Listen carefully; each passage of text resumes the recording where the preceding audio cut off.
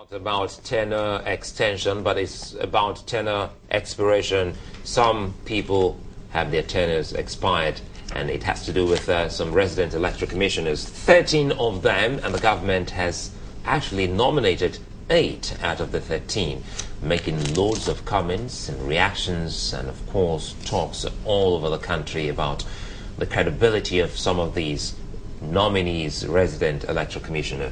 Joining us to look at that this morning is a political scientist, Dr. Isuwa Dogo. Good morning. Good morning. Well, again, INEC is in the news, as well as the government. You know, the talk about the independence of the electoral body has again come to the fore. This time around, the president has nominated 8 out of the 13 nominees that would require to fill up the space of those whose tenures have expired. But the talk now is that some of them are card-carrying members of a political party, specifically the People's Democratic Party.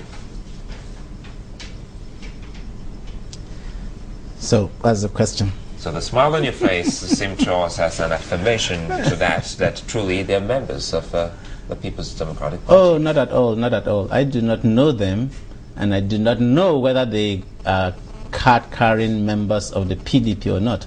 All I know is that the president is just performing his constitutional responsibilities. The Constitution provides that the president can appoint them. In fact, what I read in the papers was a bit funny in the sense that some people were making suggestions that maybe the positions should have been advertised. If that is going to be the case, maybe we'll have to start by removing the INEC chairman in the first place and advertise the position of Jega, and then they will go through a process of interview and all whatnot. That in itself violates the constitutional provision. And I didn't just want to start quoting what the Constitution says. I brought a copy of the Constitution and can read from it what it says. And so the president is simply performing his duties by nominating people that should be there. The Constitution provides, the resident electoral commissioners are different from the national commissioners. You have the chairman, who is Jega, then you have 12 national commissioners. Then each state is supposed to have a resident commissioner. All these provisions are there in the Constitution, provided that the president can nominate them. If a person has any concrete evidence that, look, these people are card-carrying members and can prove it and feels that they should be disqualified, of course the person has the right to make it public and to bring it and to say it. But you cannot just say, look, these positions should be advertised. They should go through a process of interview. The president can constitute a panel to interview them. And I'm sure you know what the composition of that panel is supposed to be. And even if they are not card-carrying members of the PDP, if the president is the one that is going to constitute that very panel, he can choose whoever he wants. Dr. Dogo. And they'll also interview the people and give them the appointment, but that is not the case. The case is that there is a provision the president can appoint electoral commissioners, whether national or resident, including the chairman. And that was exactly what happened. We didn't advertise the position of Jega or any other national commissioner. So why will that be different? Dr. Dogo, the president has the right to appoint, you said. That's yes. According to the Constitution. Yes. But does it say the president must exercise that right? Doesn't it also imply that the president can decide to leave it open as an advertiser if he wants to? No. What is in the Constitution, you can't decide to do otherwise. You have to follow the Constitution, what it is. In fact, the very same people, if he were to do so, they'll be the first people that are going to say, look, the president has violated the Constitution. No president, no leader in his right mind will want to willingly disobey the Constitution. The Constitution, the Supreme, sorry to butt in because we really have to look at this now. We've been talking about constitutional review. So if truly that's, because we've seen that truly is there in the Constitution, don't you think that particular section of the Constitution should also be subject to a review? Knowing full well, look at what we find now in the papers that you also read. They say one of those, that is Dr. George Ada, one of the recs, was once upon a time the Speaker in Cross River State House of Assembly. It means whether we like it or not, irrespective of what party he belonged to at that point in time, he was a politician.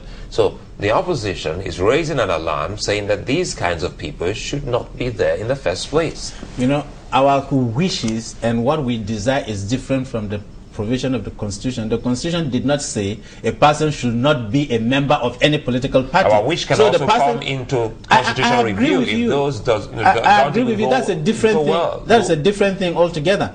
You know, that is a different kettle of fish. But the Constitution did not say you cannot be a member of CPC or ACN or PDP or ANPP or anything. The Constitution did not say anything like that. But we expect, under a normal situation, that look, if a person is going to be an empire, he should be neutral. That is the reality. Are you getting what I'm saying? If you must be an empire, you should be neutral. And to be neutral, then you shouldn't be seen to be part of any political party. And I believe sincerely, I'm just telling you the truth, I believe sincerely, I will suggest that if a person is a non-political card-carrying member of any party, I do not think that person should be an empire. Do you get what I'm saying? Even if he's not known to be carrying any card, the card of any party, yes, has been in politics, should he even be an empire? No. Being in politics, being in politics, as in, okay, for instance, they said he was a member of the All People's Party, not PDP. As a speaker, Mr. Ada was a member of the All People's Party. Should he even be a member of it? That is what I'm saying. That look, for you to be an empire, you should not have attachment to any section, because the probability of you being biased is much higher than somebody who has not been.